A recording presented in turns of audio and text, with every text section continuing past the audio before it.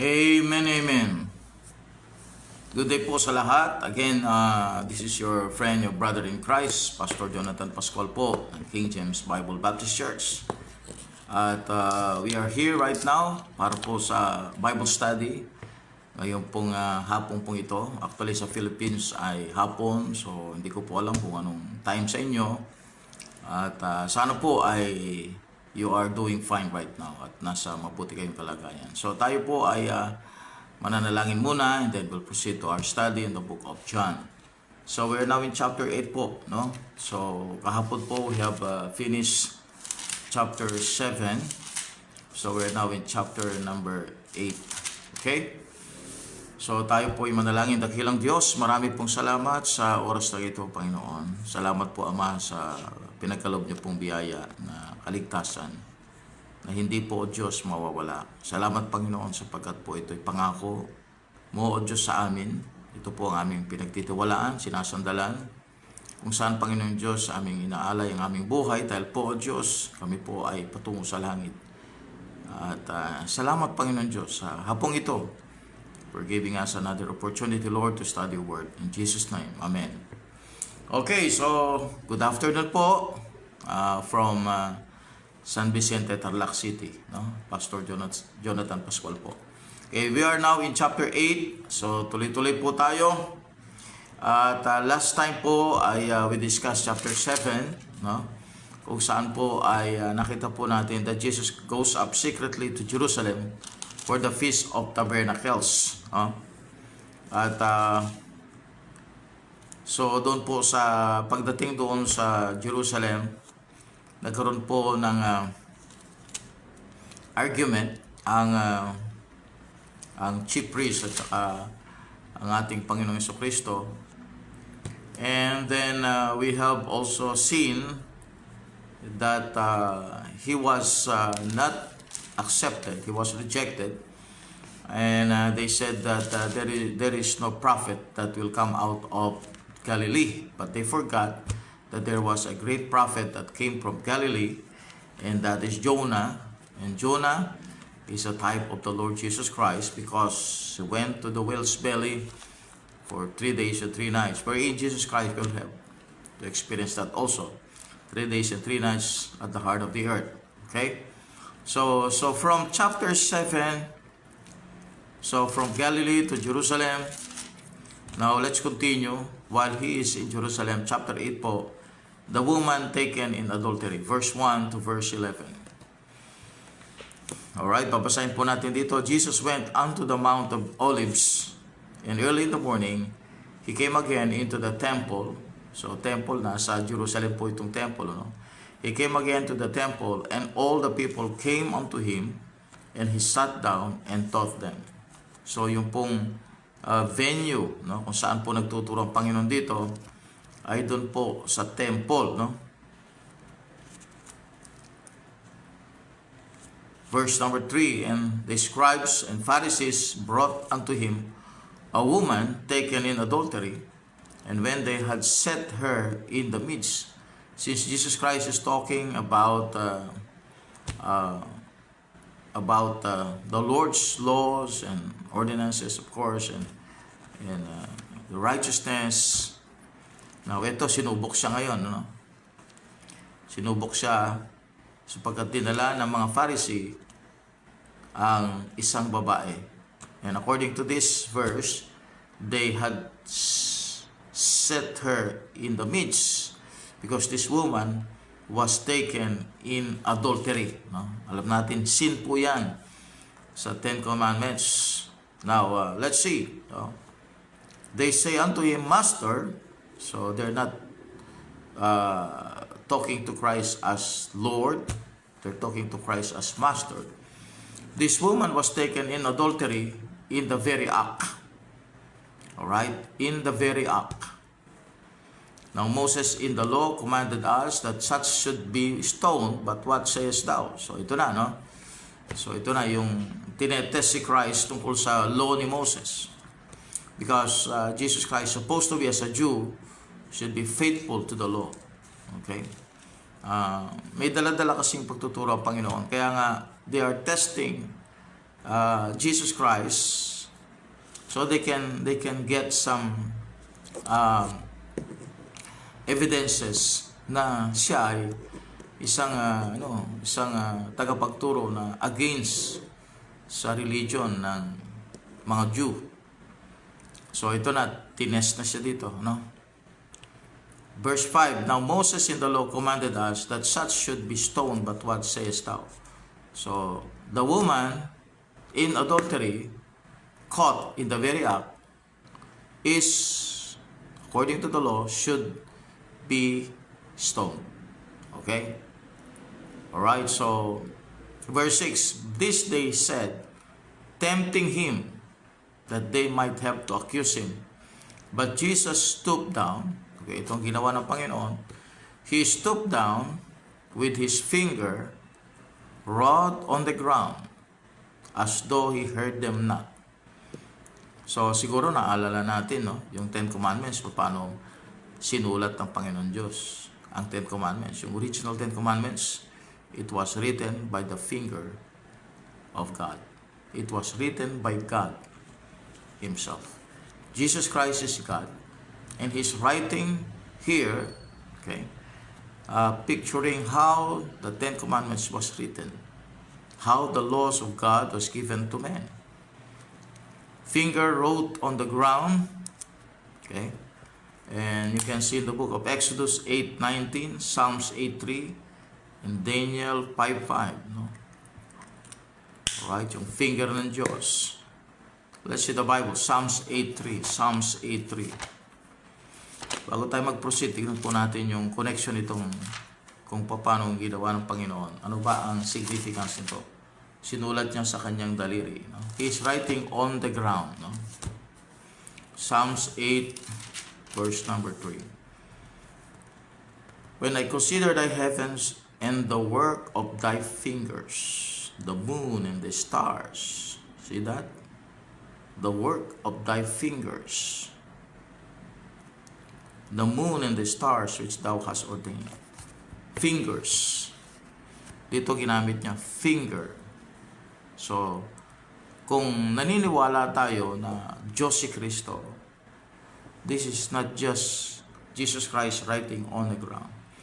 This is picturing the author of the law. No? He's the author of the law.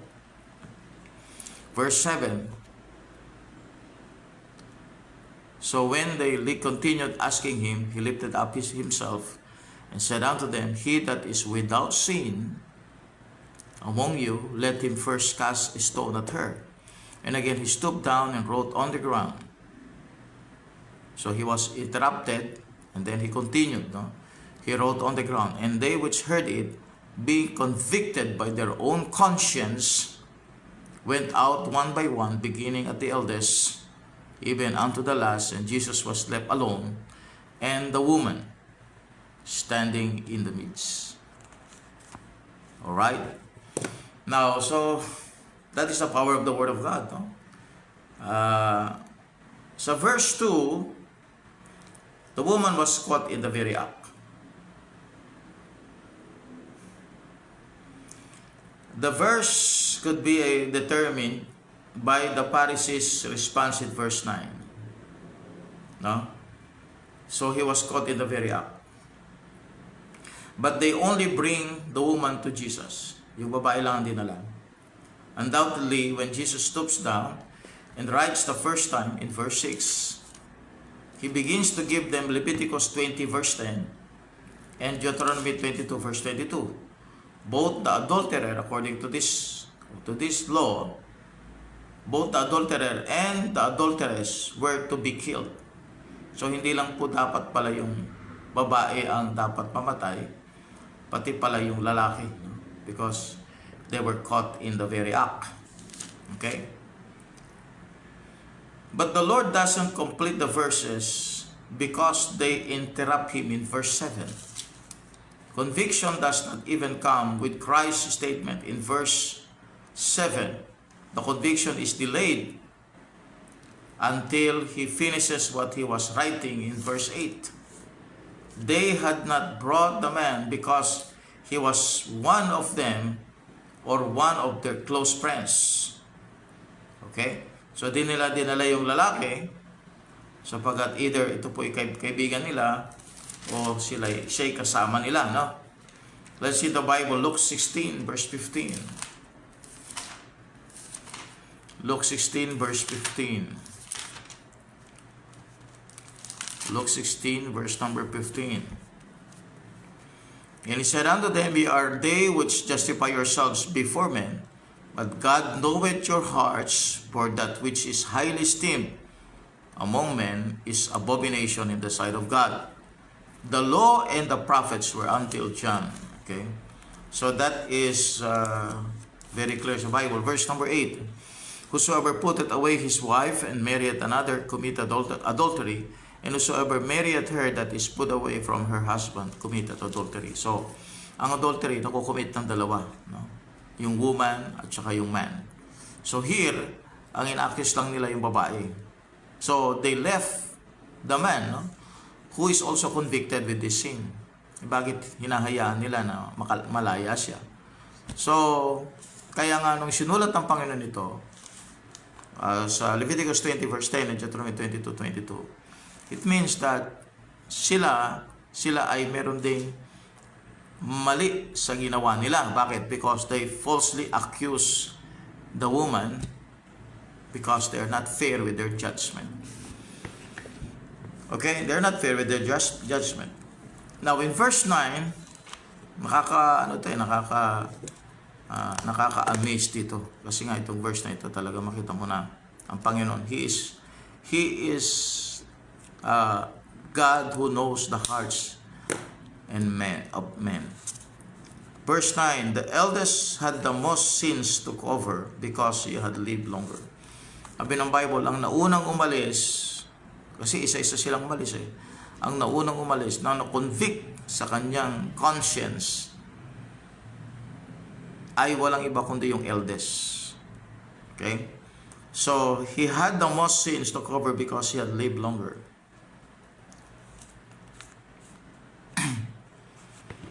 Verse number 10. When Jesus had lifted up himself and saw none but the woman, he said unto her, Woman, this one, no? Woman, sabi niya, where are those thine accusers? Hath no man condemned thee? Hath no man condemned thee? She said, No man, Lord. Okay? And Jesus said unto her, Neither do I condemn thee. Go and sin no more. Wow. You take note of the word Lord here, Lord. Okay? These people, pag kinausap nila ang Panginoon, Master, ang sabi nila. Itong mga Pharisees. But the woman, a believer of the Lord, said to Jesus Christ, Lord. Okay? So, ito yung isang sinner, no? Sinner. Nung magsalita siya, ginamit niya yung salitang Lord. No? Do you think it is important? Yes, important. So, to be saved as a sinner, para maligtas ka bilang isang makasanan, you should call the Lord. You should call the Lord. Romans chapter 10. Whosoever shall call upon the name of what? The Lord shall be saved. A sinner shall call upon the name of the Lord. Okay? Now, that is John 8:11. John 8:11. And another is in Luke chapter 23 po. Luke 23. We go to the book of Luke chapter 23. Tignan natin po ito. Luke 23 verse 43. Luke 23:43. Okay, so Bible study po tayo. Chapter 8 po tayo ng book of John. So, nasa topic po tayo ng sin of adultery na nakomit ng babae na pinorgive ng Panginoon. A sinner forgiven by God. You see this one. Verse 42. He said unto Jesus, Lord, you see that? Lord, remember me when thou comest into thy kingdom. See that? So that verse, that word was removed in the modern Bibles. No? So the word Lord was used by the dying thief. just as he was getting saved, exactly as the word Lord out of the dying of the thief's mouth, just as they did in Luke 9:57. Ang mga modern Bibles, they remove the word Lord in Luke 9:57, Luke 13:25, Luke 17:6, and Luke 22:31. No? So they attack the Holy Spirit 4 times in the book. In Luke, the godless, brave, destructive Bible critics took the word Lord out of the dying thief's mouth, just as he was getting saved, exactly as they did in Luke 9:57, Luke 13:25, Luke 17:6, and Luke 22:31. Do you think that's important? Kung ang mga modern Bible critics, they remove that, and they are behind of them, of course, is Satan. So it means the word Lord here, and the Lord in Luke chapter 23, and the rest of the Bible, na may Lord, that is important concerning salvation, no? Sa kaligtasan, mga kapatid, hindi lang natin kailangan si Jesus, kailangan natin yung Panginoong Jesus. Okay, marami kasing Jesus sa mundo, pero merong isa lamang magliligtas sa iyo, yung Panginoong Jesus, the Lord Jesus Christ. Amen. Alright, so let's go back to John chapter 8. So yung pagsulat ng Panginoon sa lupa, signifies that the finger writing on the ground, that is actually God who authored the law of the Old Testament. Okay. Now, conscience is important. Amen. If the conscience is seared with that hot iron, wala nang mangyayari. No? Kahit po may batas silang maririnig, no? Yan ang nangyayari sa ating panahon. They can hear the Word of God. They heard it actually, and they keep on hearing the Word of God, pero nonsense na sa kanila because their conscience were seared with hot iron. Kaya nga po importante yung conscience. Kapag yung conscience natin na-defile, so what will happen to us? Wala nang chance para sa atin, para maunawa natin ang salita ng Diyos. So dito meron pa no? They were convicted by their own conscience. Okay?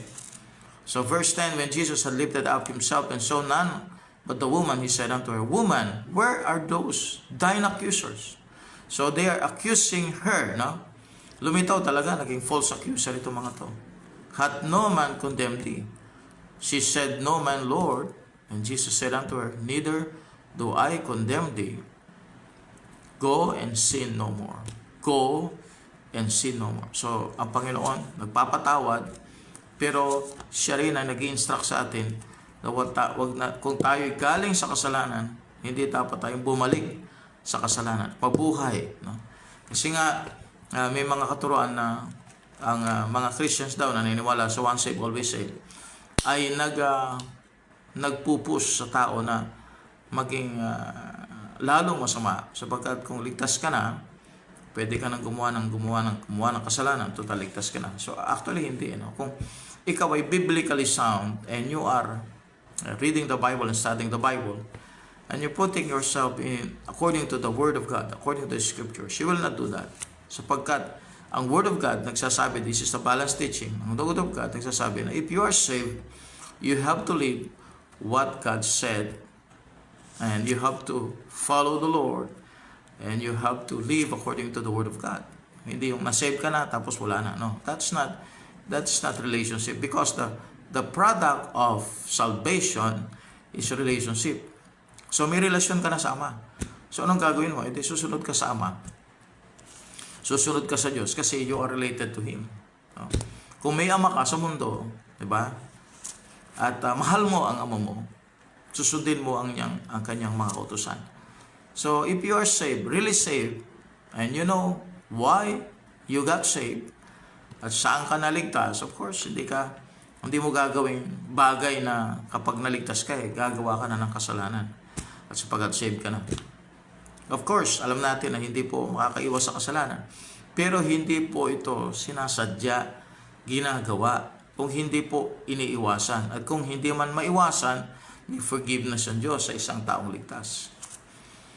She said, No man, Lord. And Jesus said unto her, Neither do I condemn thee. Go and sin no more. So verse 12 up to verse 24 speaks about the light of the world. Sino yung liwanag ng mundo? Okay, verse 12. Then spake Jesus again unto them, saying, I am the light of the world. He that followeth me shall not walk in darkness, but shall have the light of life. Sino daw yung liwanag ng sanlibutan? It is the Lord Jesus Christ.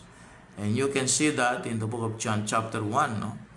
Verse 4 to verse number 9. No? Okay? Sino yung light ng mundo? It is the Lord. Okay? Kaya nga po, ang taong walang Panginoon sa buhay niya, walang Panginoong Hesus sa buhay niya, wala sa liwanag, sapagkat ang liwanag ng sanlibutan, ang tunay na liwanag, ay si Jesucristo. So, ang isang taong unsaved ay nasa darkness. No? Wala po siya sa liwanag. Because the light of the world is the Lord Jesus Christ. Verse 13, the Pharisees therefore said unto him, okay, pag mga Pharisees, ang tawag natin dyan, sabi nga nila, far, malayo, far, you see. But Pharisees believe in the resurrection. They believe in angels, they believe in the spirits. Ang Sadducees, wala silang belief na ganun pa. They're like a liberal people. They don't believe in angels, they don't believe in resurrection, they don't believe on life after death. The Pharisees believe that. Now, Pharisees therefore said unto him, so ito yung medyo orthodox ang belief na, thou bearest record of thyself, thy record is not true. Okay? So, point number 1, yung record ba ni Kristo ay totoo. Okay? Now, point number 2, kung ang record ni Jesus Christ ay true, sabihin, sino yung nasa mali? No? Now, verse 14, Jesus answered and said unto them, though I bear record of myself, yet my record is true. Alright? For I know whence I came and whither I go, but you cannot tell whence I come and whither I go. So here, Jesus Christ claimed that his record is true. No? So hindi po siya nag-invent, hindi siya impostor. His record is true. He came from heaven. You judge after the flesh, I judge no man. Okay? Sabi niya, and yet if I judge, my judgment is true, for I am not alone. Look at this one, no? But I and the Father that sent me. I am not alone. So, may record na ang may hawak nito, walang iba kundi yung Ama at yung Anak. So, the record is true. And the witness are two. Sabi ng Bible, it is also written in your law that the testimony of two men is true. Okay?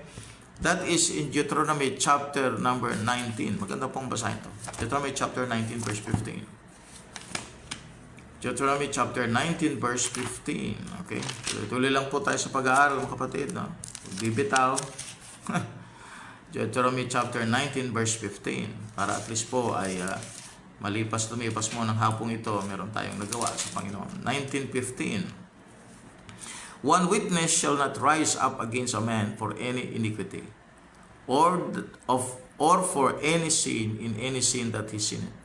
At the mouth of two witnesses, or at the mouth of three witnesses, shall the matter be established. So, established na, no? Yung truth, na yung record ni Christ, totoo, because ang kanyang sinasabi, meron siyang kasamang nagdi-declare nito. So, merong two witness. Two witness. Now, this verse also will give us a clear understanding about the person of God. No? Ang mga Unitarian, no? They said that pag pinag-usapan ang God, Unitarian, one person lang siya. No? Pag Trinitarian, three person. Okay? So, sa one God, they said there is only one God, and that is the Father. Okay? Yun namang modalism, no? Yung tinatawag nilang oneness. No? Naniniwala sila na merong isang Diyos, okay? At one person, nagmamanifest sa tatlo. Okay?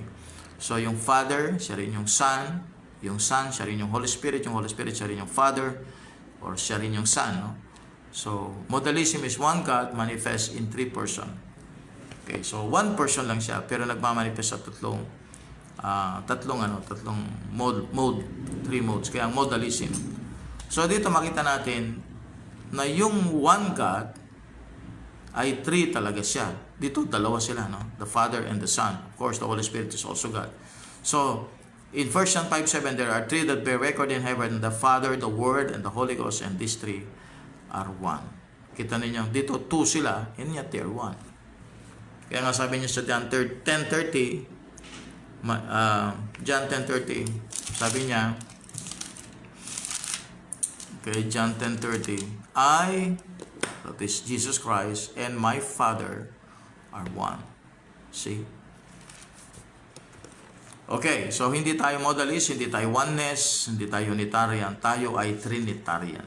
Alright, verse 18, I am one that bear witness of myself, and the Father that sent me beareth witness of me. Then said they unto him, Where is thy Father? Sapagat palagi niyang sinasabi, Father, my Father. And Jesus answered, Ye neither know me, nor my Father. Okay? So,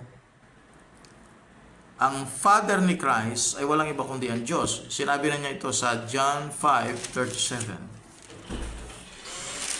John 5:37.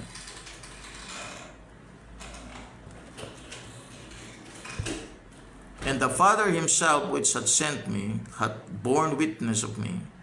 Ye have neither heard his voice at any time, nor seen his shape. And ye have not his word abiding in you, for whom he hath sent, him ye believe not. Okay, so sinabi na ni Christ kung sino yung Father niya. John chapter 5. So, tinanong ulit nila. Now,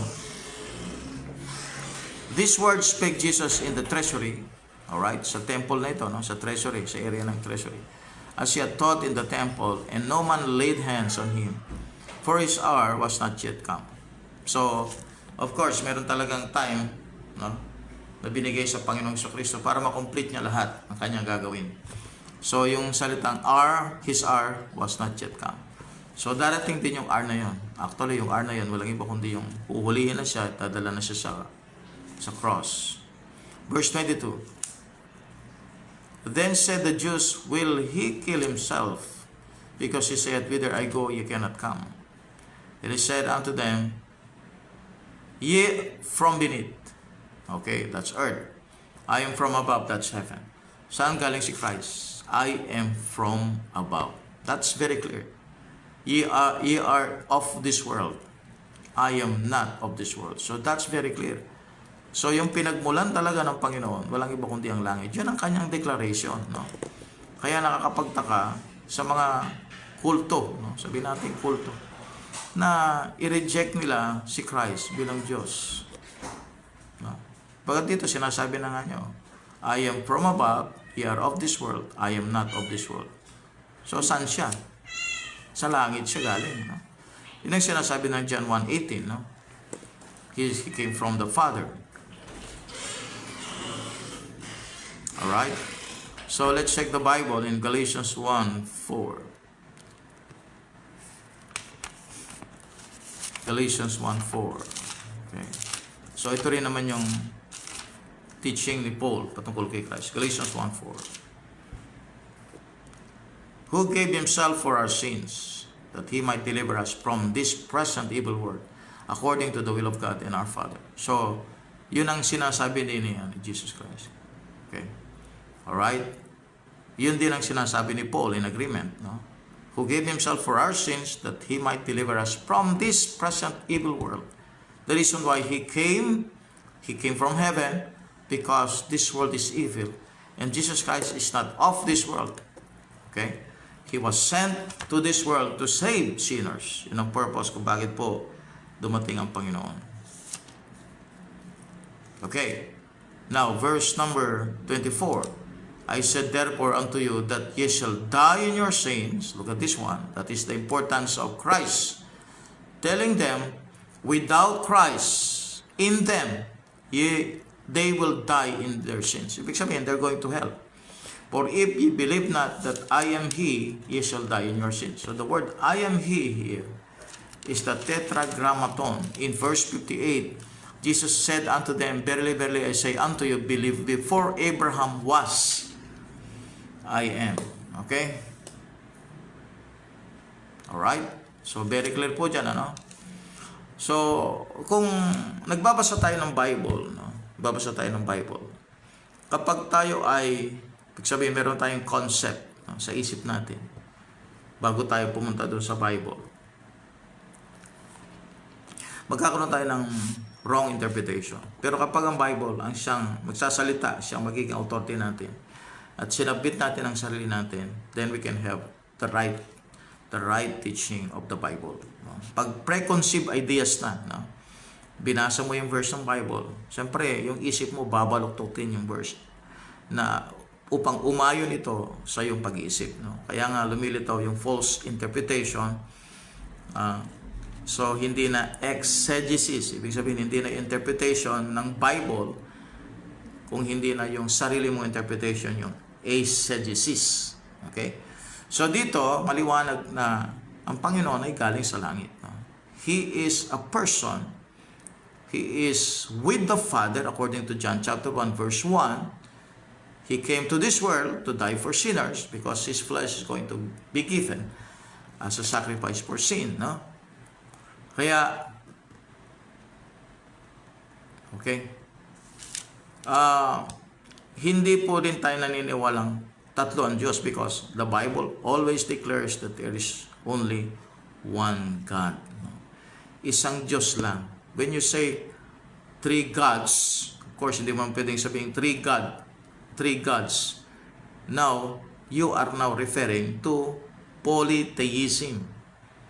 Okay? Or particularly tritheism. You are telling that there are more than one God to worship. Iba kasi ang Trinitarian. Trinitarian is only one God. That is monotheism. Okay? Monotheism. There is only one God. The what of God is He is God. The who of God is they are three persons. Okay? The what of God is His being. The who of God, that is His person. Okay? So, isa lang ang Diyos. Deuteronomy chapter 6 verse 4. One Lord. There's only one God, the Bible said. No? Genesis 1:1. In the beginning, God. Hindi niya sinabing in the beginning, gods. No? In the beginning, God. So, we have to have the proper understanding of the Bible about God. No? Otherwise, pagka ganyan ang teaching natin, magsisimula pa lang doon sa God, ay may problema na. Ano yan eh? That is the fundamental. Pag pinag-usapan natin ang relationship sa Diyos. Okay? Alright. Now here in verse 25, Jesus claims God as His Father. Then said they unto Him, Who art thou? And Jesus saith unto them, Even the same that I said unto you from the beginning, I have many things to say and to judge of you. But He that sent me is true. Alright, of course, pareho silang true eh. No? Ang Diyos Ama, the true God, He is also true of His saying. His character is true. But He that sent me is true. And I speak to the world those things which I have heard of Him. In this verse, mga kapatid, Jesus Christ was with the Father. No? Kasi meron siyang narinig sa Ama. No? Ilang taon pa lang siya, 33 years old here. So meron na siyang narinig sa Ama. Of course, hindi niya narinig ito sa ama niya sa laman. Foster parent, I'm sorry. Not ama sa laman. Foster parent. Na si Joseph. Hindi niya narinig ito. Hindi niya rin narinig ito dahil binabasa niya si Scripture. Narinig niya ito sapagkat He is with the Father, according to John 1:18. No? I have many things to say and to judge of you. That He that sent me is true, and I speak to the world those things which I have heard of Him. Okay? So, verse 24. Yan. Verse number 58. Okay. Yan, no? Yung word na I am. No? Hindi niya sinabing I was, I am. Alam niyo yung word na I am, ibig sabihin, always present. Okay? Omnipresent. I am. Verse 27, they understood not that he spake to them of the Father. 28, then said Jesus unto them, when ye have lifted up the Son of Man, of course that's Christ, then shall ye know that I am he, and that I do nothing of myself. So he's now talking about his death, and that I do nothing of myself, but as my Father hath taught me, I speak these things. Okay, this is a close relationship, intimate relationship with Jesus Christ, with the Father. And he that sent me is with me. Look at this one. Huh? So, two person. Okay, the Father hath not left me alone, for I do always those things that please him.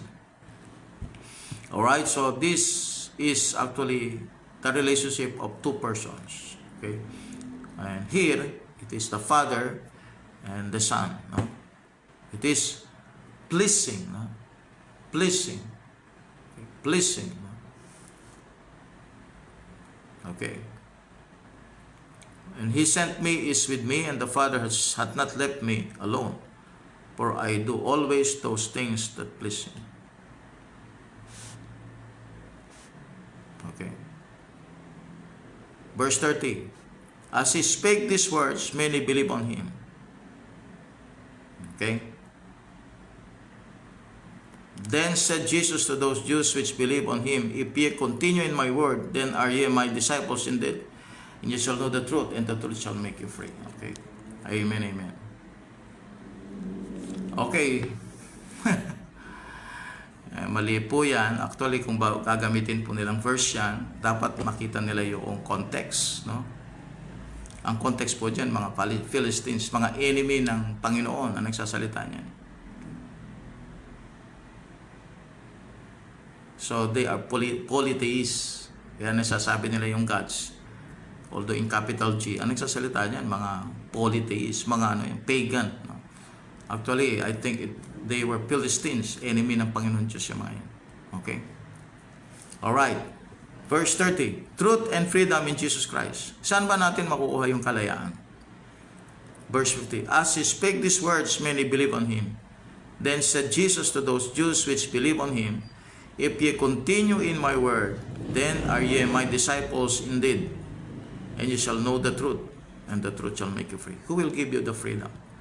It is the Lord that will give you the freedom. It is the truth from Jesus Christ that will give you the freedom. So, ang kalayaan, mga kapatid, ay hindi lamang po yung katulad ng ating bansa, malaya tayo. No? Malaya tayong magsalita, malaya tayong mag-isip. So, hindi lang po yun. No? Itong area ng freedom na ito na binibigyan ng Panginoon is a freedom from error. Okay? Freedom from believing wrong. Kasi nga po, paniniwala kasi nila na there's only one God and one person. One person lang yung God. So, kapag naniwala ka na yung Ama lang ang Diyos, then wala kang freedom. No? You are still in error. No? Kapag naniwala ka na hindi sinugo si Kristo ng Ama, you are still in error. No? So, makita natin, no? Ang error, mga kapatid, ay patungkol sa personality ni Christ at patungkol sa personality ng Ama. So kung wala ka pang, hindi mo pa nalalaman yung reason kung bakit dumating si Jesus Christ, still you are in error. So wala kang freedom. And sabi ni Christ, and shall know the truth. It is the truth of Himself, the truth about God the Father. You shall know the truth. And the truth shall make you free. It is not just to set you free. It is to make you free. Alright? Iba kasi po yung set you free than to make you free. You are free indeed in Christ. Okay? Now, so nasa John 8:30 na po tayo. As He spake these words, many believe on Him. So, may mga naniwala sa Kanya. Then said Jesus to those Jews which believe on Him. So, kung tayo po ay kabilang sa mga naniwala kay Kristo, these are the people who believe on Christ on the time of 3.5 years of His public ministry. Kung naniwala tayo ngayon, okay, ito yung mga Hudyong naniwala kay Kristo sa panahon na ito. Pero kung naniwala tayo ngayon, mga kapatid, we are also free. No? Malaya din tayo. We are free indeed. We are free in Jesus Christ. Alright? Oh. Okay. Now, let's move on. Merong ano dito. You go to John 15, verse 9 to 10. John 15, verse 9 to 10. Okay, John 15, verse 9 to 10.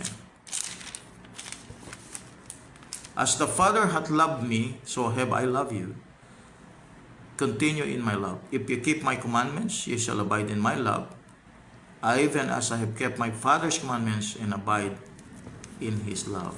Wow, those are beautiful verses. Okay? So, disciples. Sino ba talagang disciple ng Panginoon? Those who obey God and follow His commandments. Amen? Yan ang mga disciple ng Panginoon. Okay, verse number 33 up to verse number 42. Haba-haba ng chapter na ito. No? The Pharisees claim two fathers, God and Abraham. So, ito yung claim ng mga Pariseo. No?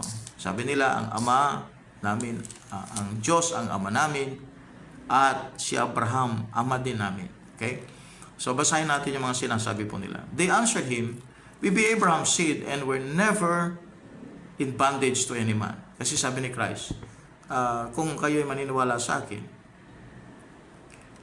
okay, maniniwala kayo sa ama, maniniwala kayo sa akin, then you are free indeed. Sabi nila naman, hindi kami bondage. Kami malaya. Sapagkat ang ama namin ay si Abraham. How say, yes thou, he shall be made free? Jesus answered them, verily, verily, I say unto you, whosoever, now look at this one, committed sin is the servant of sin. Hindi nga sila malaya. Bakit? Because they are sinners. And the servant abideth not in the house forever, but the Son abideth forever. Ever. If the Son therefore shall make you free, ye shall be free indeed. Okay? Now, ang point dito ni Christ, in verse 434 to 36, totally contradict the silly, superstitious, humanistic slope put out by Julia Ward Howe in the Battle Hymn of the Republic. Let us die to make them free. Only Jesus Christ can free a man. If he doesn't, that man is still slave. Verse 34. You aren't going to die to free anybody. Okay? So, kahit mamatay tayo, hindi natin kayang palayain ng tao. The only person that can make a person free, no, is the Lord Jesus Christ. No? So, pag sinabi nating freedom, basically, nagmumula sa Diyos ang freedom. Ang root ng freedom ay ang Panginoon Diyos. If the Son therefore shall make you free, ye shall be free indeed. I know that ye are Abraham's seed, but ye seek to kill me, because my word hath no place in you. I speak. So, he is debunking these Pharisees. Ito yung enemy ng Diyos. 38. I speak that which I have seen with my father, and you do that which you have seen with your father. No. So, ibang father ito, no? Sabi niya, ako, my father, kung anong, sinasabi ko kung anong nakita ko sa aking ama. Kayo, sabi niya, you do that which you have seen with your father. No, mamaya, malalaman natin kung sinong ama nila. No? They answered and said unto him, Abraham is our father. Okay? Alright? So the Muslims claim exactly what the Jews claimed in this verse. According to Jesus Christ, they're all bald-faced liars. Spiritually speaking, Abraham was never the father of any fornicating polygamist who kills people to defend or propagate his religion. A physical son of Abraham will go to hell just like anyone else. So that will not make you immune. Ibig sabihin, kahit ama mo si Abraham, physically, no? Pagkat may lineage, does not exclude you to not be punished to hell. Pagkat sa Luke 16, ay may isang tao doon, nasa impyerno. Anak ni Abraham yun. No? Ang sinasabi ni Jesus Christ, hindi kayo saved kahit anak kayo ni Abraham. Okay? You still need me. No? Now, mamaya, no, makita natin.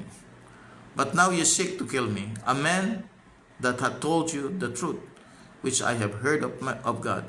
This did not Abraham. Now, ito ay ginagamit naman ng INC, no, Iglesia ni Cristo, itong tao na nagsasalita sa inyo. Of course, he's telling them na siya tao nagsasalita. Kung siya tao nagsasalita, lalong hindi siya tinatanggap, lalo na kung siya Diyos na magsasalita. Okay? Siya tao nagsasalita. Of course, Justin siya nagsasalita dito because dual person, duality of personality of Christ. Duality, no? He is both human, he is both God, no? But now you seek to kill me, a man that had told you the truth, which I have heard of God. This did not Abraham. Oh, bilang tao, sabi niya, no? Bilang tao, ginagawa ko,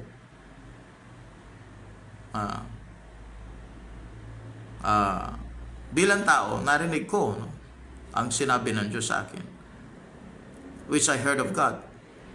Hindi ito nagawa ni Abraham. A man that had told you the truth, which I have heard of God, this did not Abraham.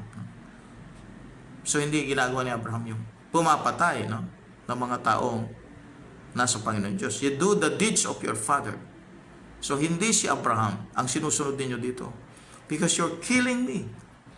You're trying to kill me. Hindi si Abraham ang ama ninyo.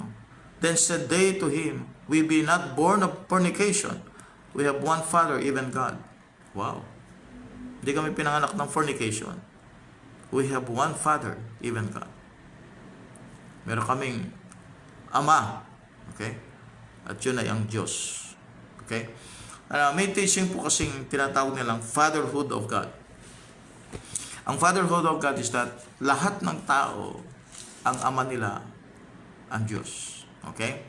Galing tayo sa Diyos, pero hindi lahat po tayo ang ama natin ay Diyos. Tandaan natin yan, ha? Okay? Yung word na born of fornication, the common Jewish teaching is that Jesus was born of fornication. So ito yung common teaching naman ng mga Hudyo. Si Kristo daw is born of fornication. Nabanggit nila ito, born of fornication. So we have one Father, even God. So this is the common belief of many, no?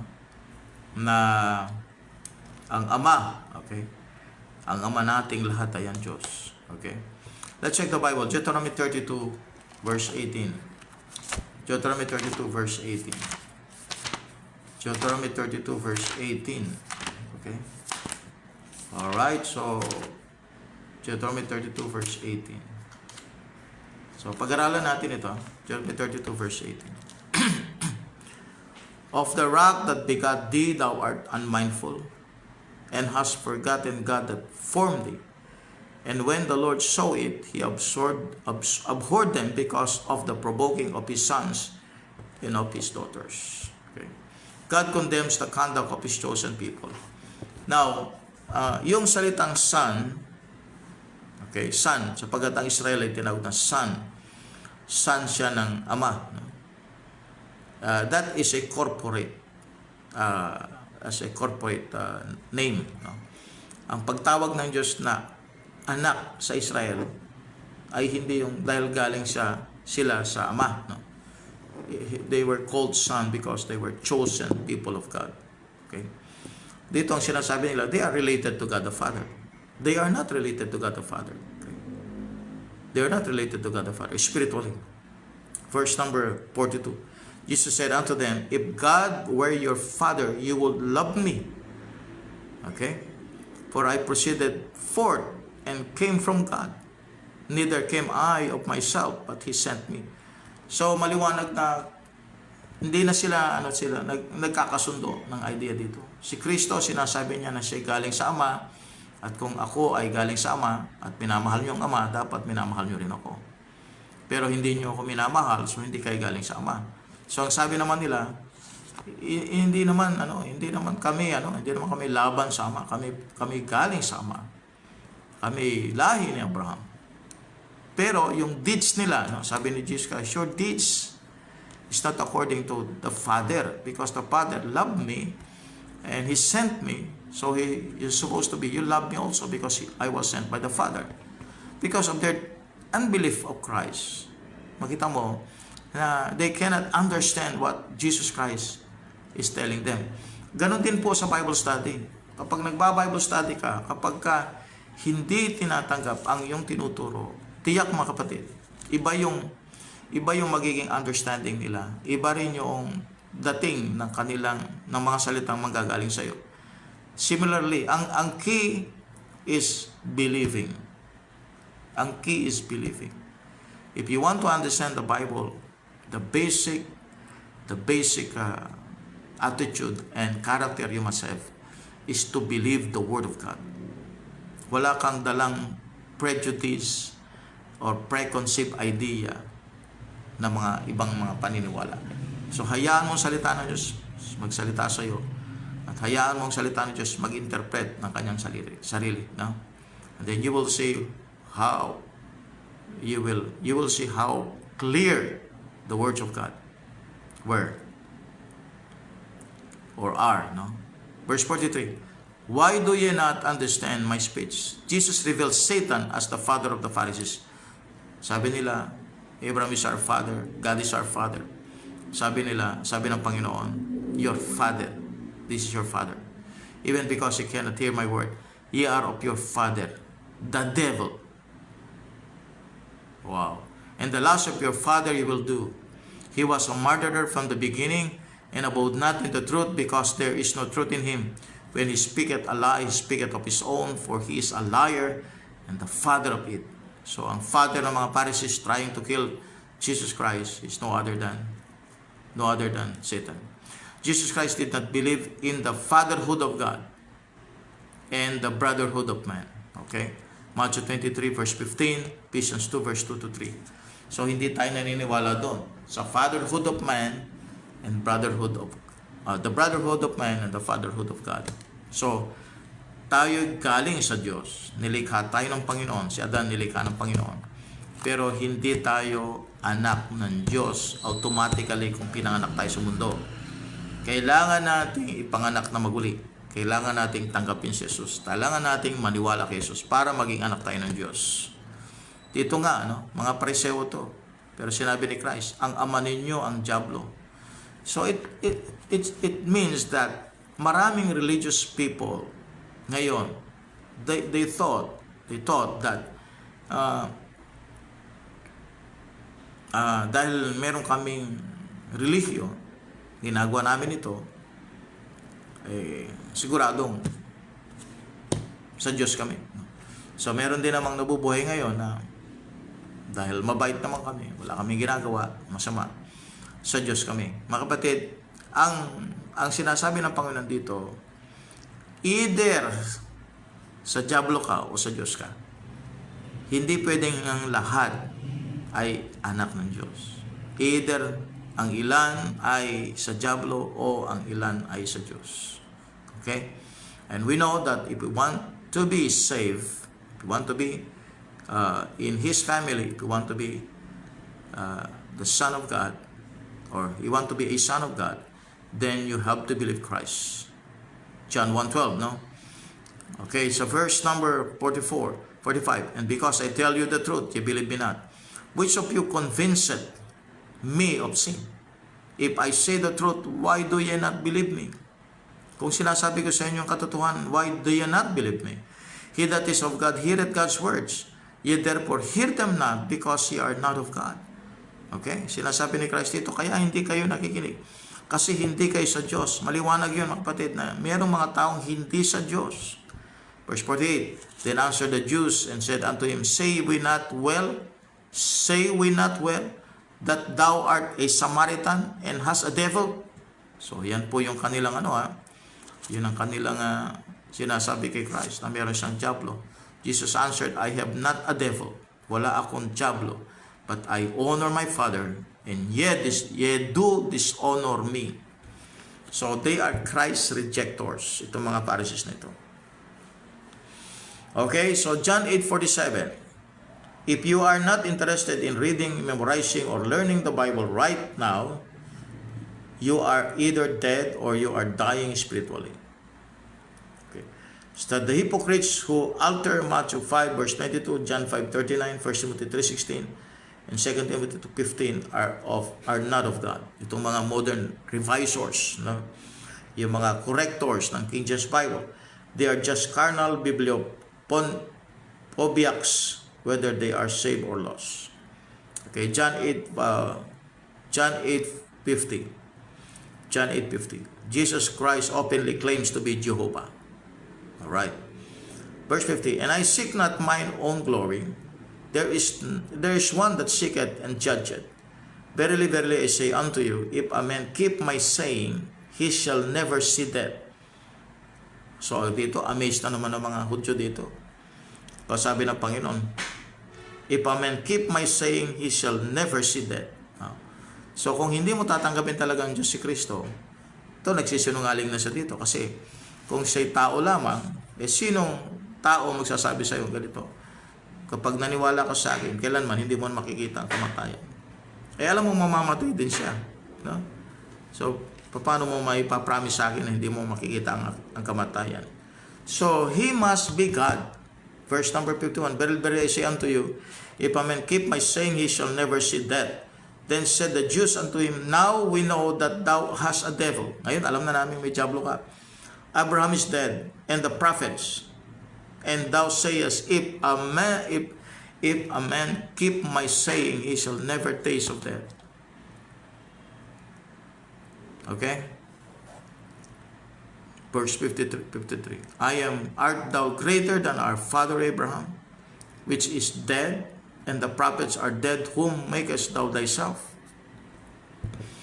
So ngayon, maliwanag mga kapatid na itong mga taong ito, they are deceived. They are deceived by their own belief. Okay? Sapagkat nung sinasabi ng Panginoon ito sa kanila, ang paniwala nila, tao lang si Kristo. Nakatulad nila. O maybe mas mababa pa sa kanila because they are religious leaders. Verse 54. Jesus answered, If I honor myself, my honor is nothing. It is my Father that honoreth me, of whom ye say that He is your God. Sabi nyo, God ninyo yung Ama, God ninyo yung si Abraham. Yet ye have not known me. Hindi nyo ako kilala. You have not known me. People nowadays, they thought they know Christ because they have figurines, they have crosses, they have pictures. Whenever they go to their churches, nakita nila yung image ni Jesus Christ. Yun si Jesus. No? Kaya pag nakakita sila ng images, yuyuko sila, luluhod, sasamba, magkukrus. And that is the knowledge of men about Christ. But here, sabi ng Bible, you have not known me. And I believe maraming tao ngayon, they have not known Christ. Hindi nila kilala si Kristo. Yet you have not known Him, but I know Him. And if I should say I know Him not, I shall be a liar like unto you. But I know Him and keep His saying. Your father Abraham, now look at this one. Dito na sila nagulat. Your father Abraham rejoiced to see my day. Dito na sila nagulat. No? So, that is the note in Genesis 22:5. And also Hebrews 11 verse 17 to 19. Okay? Take note noong si Abraham ay nag-offer ng kanyang anak na Isaac para mamatay, no, as an offering. Okay? It is actually a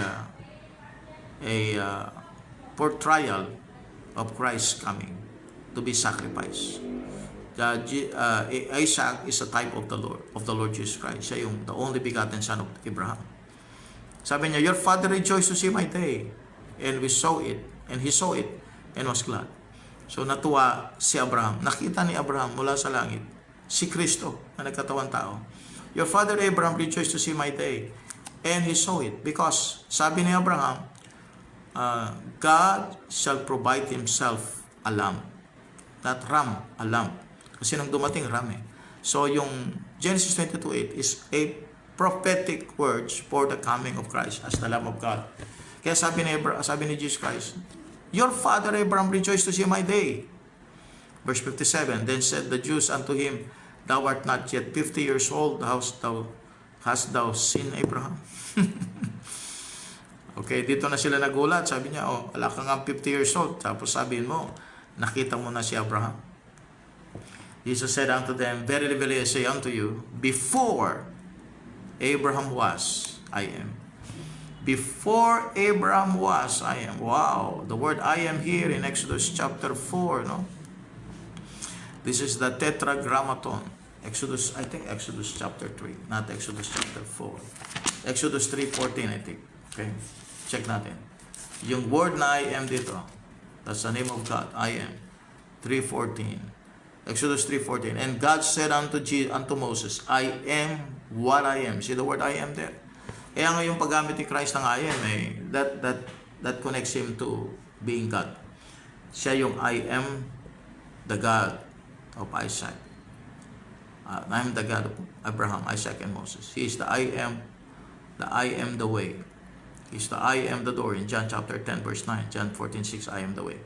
He's I am the light of the world. John chapter 8, kanina binasa natin. So he is the I am. No? He is the ultimate I am. No? You go to Revelation chapter 21. No? Revelation 21. See the word I am here. Revelation 21. Revelation 1, I'm sorry.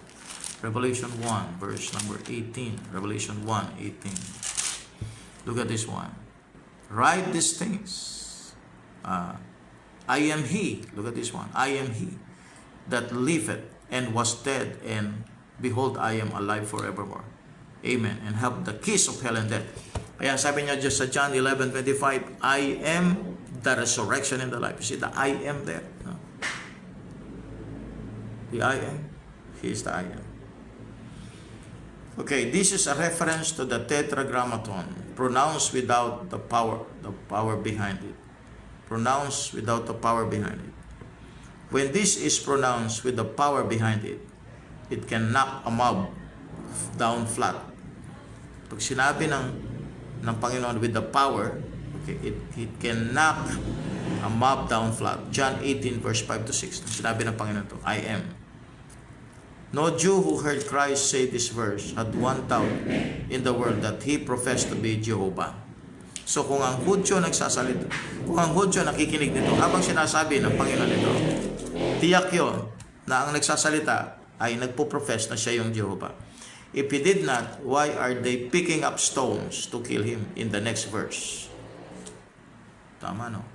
Then took they up stones to cast at him. But Jesus did hid himself and went out of the temple, going through the midst of them, and so passed by.